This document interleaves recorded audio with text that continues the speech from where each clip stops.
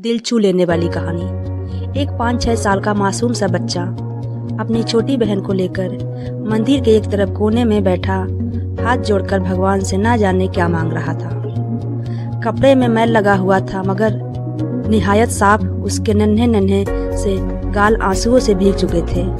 बहुत लोग उसकी तरफ आकर्षित थे और वह बिल्कुल अनजान अपने भगवान से बातों में लगा हुआ था।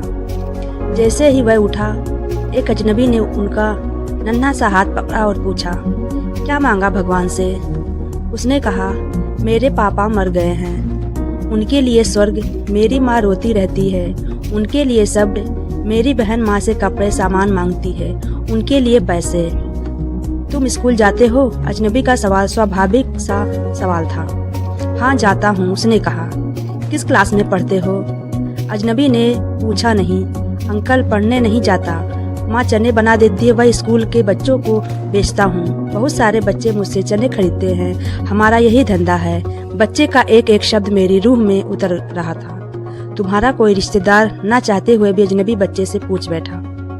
पता नहीं, माँ कहती है गरीब का कोई रिश्तेदार नहीं होता। माँ झूठ नहीं बोलती, पर अंकल मुझे लगता है मेरी माँ कभी कभी झूठ बोलती है। जब हम खाना खाते हैं हमें देखती रहती है।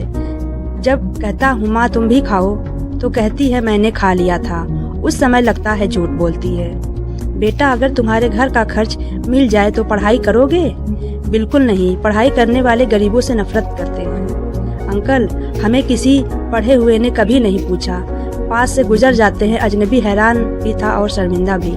फिर उसने कहा, हर दिन इस मंदिर में आता हूँ, कभी किसी ने नहीं पूछा। यहाँ सब आने वाले मेरे पिताजी को जानते थे, मगर हमें कोई नहीं जानता। बच्चा जोर जोर से रोने लगा। अंकल जब बाप मर जाता है तो सब अजनबी क्यों हो जाते हैं? मेरे पास इसका कोई जवाब नहीं था। ऐसे कितने मासूम होंगे जो हसरतों से घायल हैं। बस एक कोशिश कीजिए और अपने आसपास ऐसे ज़रूरतमंद यतीमों, बेसहारों को ढूंढिए और उनकी मदद कीजिए।